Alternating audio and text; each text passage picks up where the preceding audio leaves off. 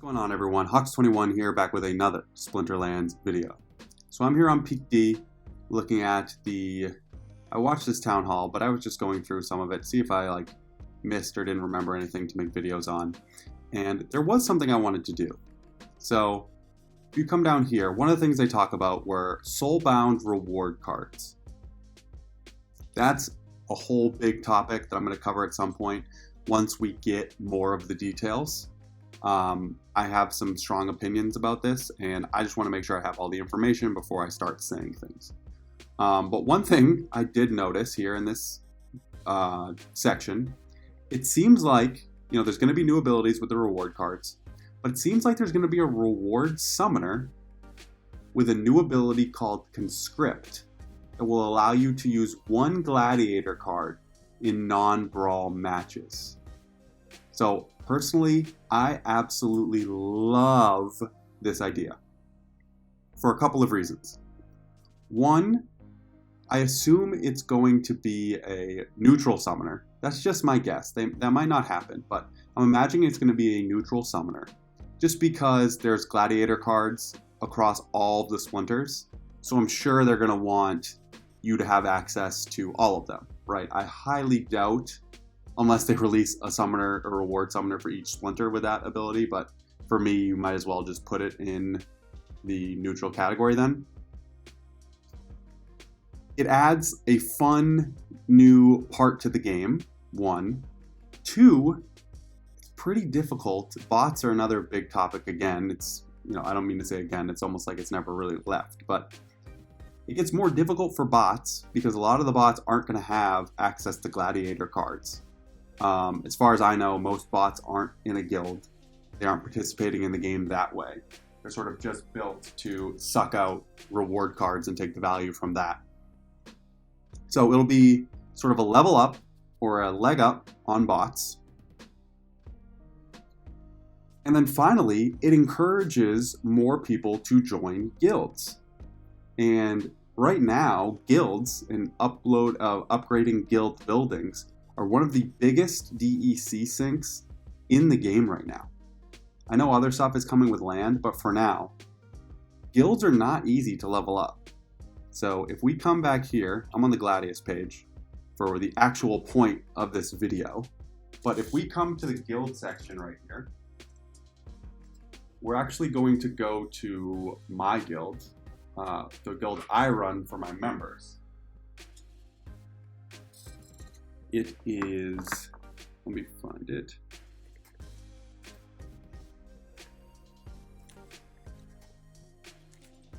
Sorry, typing's really hard. It is, hold on, technical difficulties. I don't want to go to that account because I want to show you the Gladius cards. So here we are, Bird Gang. As you can see, we're slowly sort of upgrading our buildings. We're getting there. We have a level 4 hall. Really, our bottleneck here is crowns.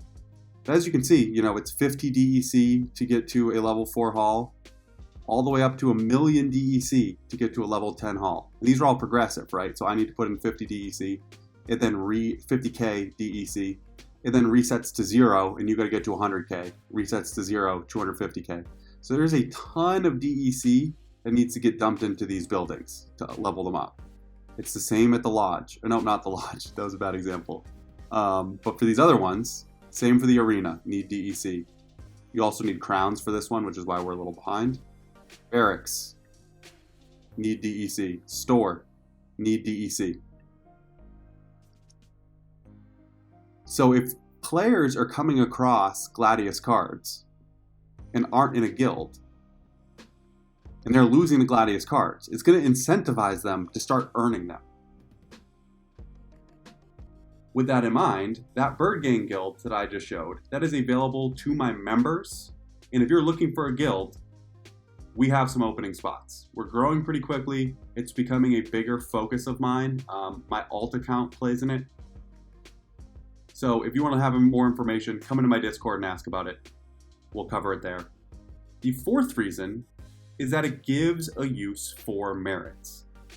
So a lot of people who aren't maybe necessarily in guilds or have no interest in being in a guild are earning merits right now, which I love because I love leveling up my Gladius cards. It's sort of a fun part of the game that, it's not pay to win, right? It's you have to just earn merits and rip open packs and slowly level up these cards. People who are earning those merits, who don't necessarily participate in guilds, now actually just have a use for them, right? They'll get this reward summoner with conscript, and it'll be slow, right? Because I get most of my merits from guild brawls, but they'll slowly be able to buy Gladius packs and start working these cards potentially into their lineups. What I wanted to do in this video, because I don't know if people pay attention to how crazy some of these cards are, I just wanted to run through quickly and talk about some of my favorites. I'm going to break this up into 2 parts. In this one, because of the long intro, I'm going to cover fire, water, and earth. Then the last one, I'll cover the last 4. But for now, just fire, water, earth, and you'll have to stay tuned for part 2. So fire actually has a lot of cards that I love. We come here to Chimney Wall Stop, for example. And it's funny, you'll see cards here, because these came out a decent while ago. You'll see cards here that I think they tested combinations with, although I'm curious how many people actually have a level 5 Chimney Wall Stop that have used them. It must be a decent amount, because I'm actually getting close myself, right? I am 21 away. But, we just got in Rift Watchers a Reach monster with Repair. So it's kind of funny to see that they'd put out a similar style monster into the Gladius cards, and then you see it again in Rift Watchers. So I'm sure this was a testing ground. But anyways, think about reverse speed this card with Grum, right? Specifically early on in the Reach monster. You'd have Grum, who's slow with Bloodlust, Chimney Wall Stop, who's slow with Bloodlust, both just doing tons and tons and tons of melee damage. Obviously very expensive card. And then we look at the top level, it's going to take a while to get here. That's when you have Repair, Strengthen, gets up to 6 attack. That's pretty crazy. The speed actually goes higher. And unfortunately, right, you have to play the summoner with conscript, so it's not like you can combine this with Yasik to get its speed really high. I assume the summoner's only going to have conscript, because it's such a crazy thing to bring one of these cards with Bloodlust into the game. But here's a good card. Next, we're talking about Crash, actually. This card's really fun. So think about all the additional speed boosts. I have it at a level 4 right now that exist in Fire, right? You can play Countess Sinash, Supply Runner, now Crash. Then you also have some slows available to you. So there's a lot of speed manipulation. You add that in here. So now we're talking, this gets to 8 speed. It's a nice little off tank, right? You could actually play this up front in low mana games. Specifically, let's go to the top level. Imagine this card in no magic rule sets. It's going to have 9 speed. It has dodge. It's going to be very, very difficult to hit. And then if you do hit it with melee or range, you're going to take damage. This card is amazing. I'm really excited to level up this card. Then we have this guy, Orella. Not much to say, just a 2 mana sneak card. Look at these stats for 2 mana. That is insane. With Bloodlust. That's the other thing. Remember, all of these cards have Bloodlust. So this card could get more powerful. Think about this plus Uraeus at the highest level. It's 7 sneak damage for 5 total mana. Crazy. The other thing to mention with Bloodlust, and it's starting to come up more now that we have Bloodlust monsters in the actual ranked play, but Thorns and Return Fire trigger Bloodlust if they eliminate in a monster. So right here you're talking, this is going to have 9 speed with the swiftness. It would get 10 speed, 11 speed, 12 speed. It could get even faster. I mean, it comes to a point where it's a little redundant, but it could happen. The next one I want to talk about is Gorth. This is just a fun monster, right? Huge. So without any buffs or boosts or whatever, I'd probably want to play it in reverse speed mostly. But you're talking it's going to get up to 11 attack when it's enraged. 11. And even here, you know, this is a good card. It has a little bit of redundancy in fire again. With you're talking about Grum, and then who's the Forgotten One. So a little bit of redundancy, but still a good card. And then the Legendary in fire, a great opportunity monster. You combine this with Mortius, the new Rift Watchers opportunity card. You're going to have a ton of stuns flying around. This has piercing on its own. Any opportunity monster with Bloodlust is kind of crazy. Then you also add in the piercing, because think about it. It's going to target the lowest health monster, unless your opponent brings a taunt, as is, and it's going to go through shield. So the chances that it eliminates monsters, because again, it's going after the lowest health monster, is incredibly high. So triggering the Bloodlust, there's a pretty good chance when you bring this to the table. Great, great, great card. I love using it as is, and I only have a level 1. I'm excited to get it to level 2. Level 2, it picks up piercing and that additional attack. Next, we have water. So Oliver the Crusher is a fun card, specifically in no Magic rule sets. So I mean, let's just stop here at silver, right? 3 attack, 3 speed, pretty good. Then you're talking about shield and retaliate. That also just increases your chances of triggering Bloodlust, right? You could trigger Bloodlust on your attack, or if you eliminate a monster with a retaliate, that will also trigger Bloodlust. So very, very solid card, and then it just keeps getting better. You know, any sort of, when you think of situations, right, because you're going to have to make decisions. Do I bring a summoner with Conscript, sort of presuming that there's no other abilities involved? Maybe there will be. So I'm then bringing a Gladius card. You should probably have a specific Gladius card in mind that you want to bring if you're going to like play this card over a Kelia, for example. You know, like, does bringing Alva the Crusher overcome for the fact that, you know, your opponent might have an additional shield and additional speed across all of its monsters? Those are going to be decisions you have to make. So having a niche card like Alva is a good thing.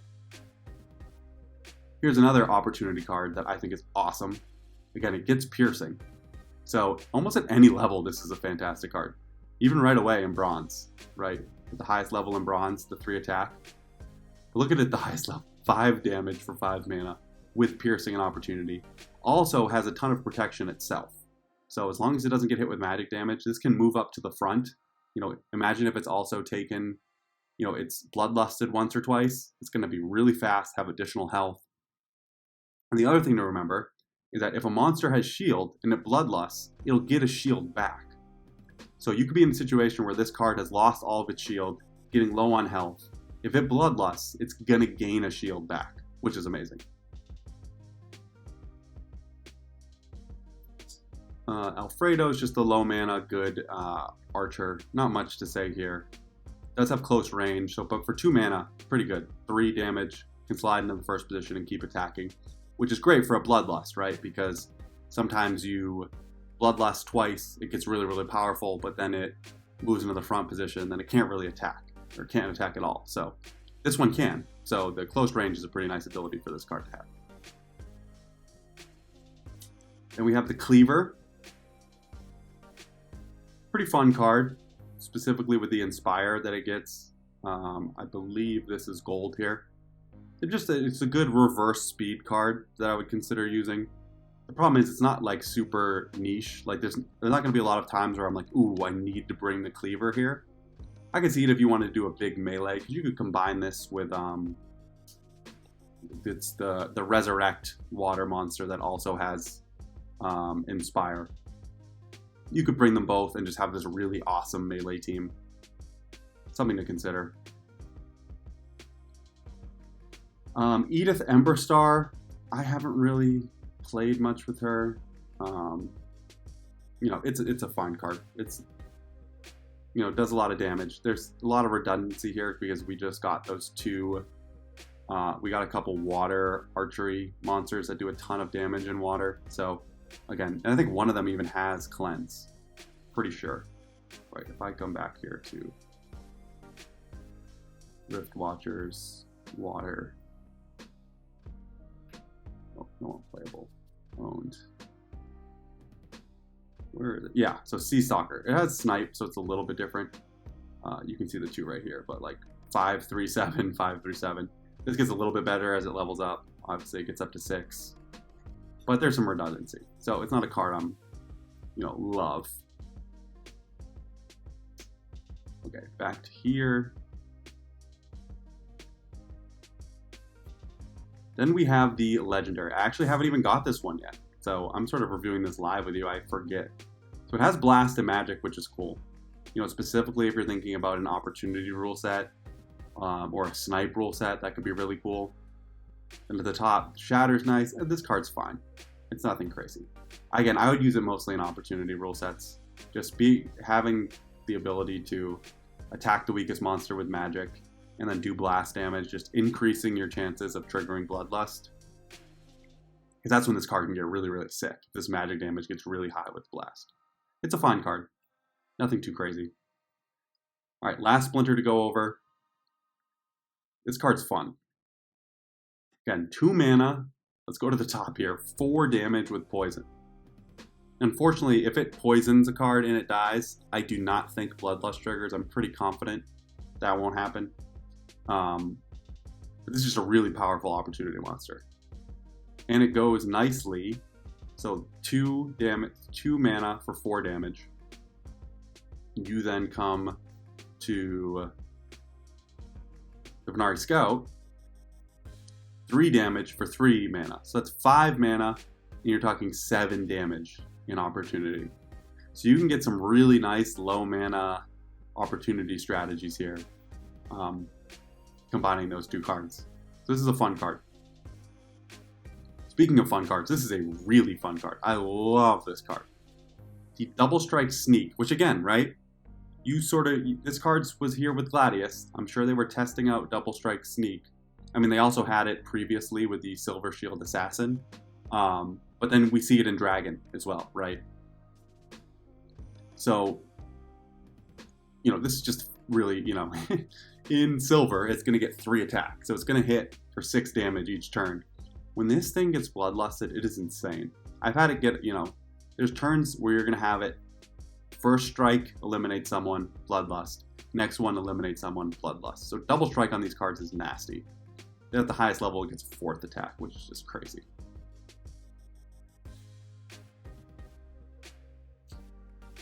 This is a 1 mana card that does some damage.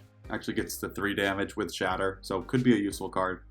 Again, it's hard to find times where you'd give up a summoner ability to want to play this card, but for 1 mana, 3 damage, nothing to sneeze at. Here, I don't know this card very well.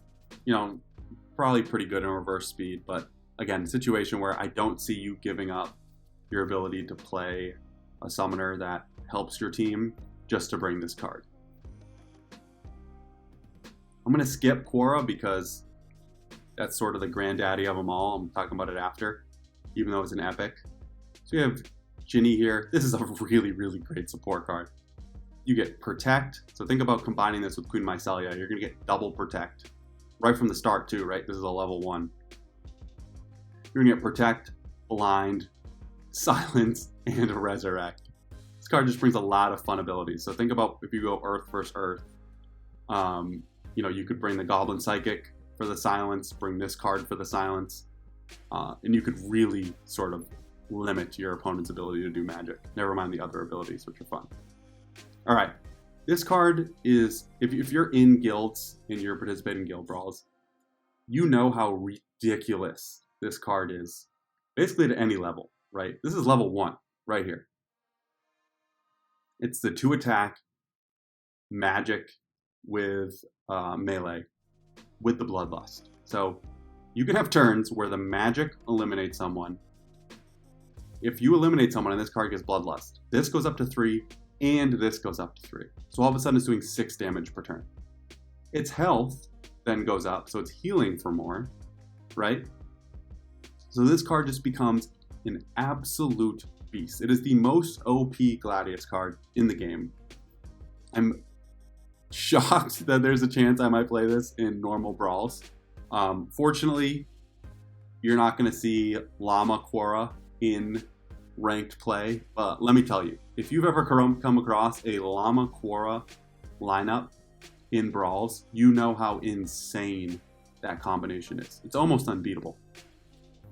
Not to mention, this is a fantastic card for poison rule sets. I have it at level 3. I'm fortunate enough where I've pulled a decent amount of them, so I actually have the immunity.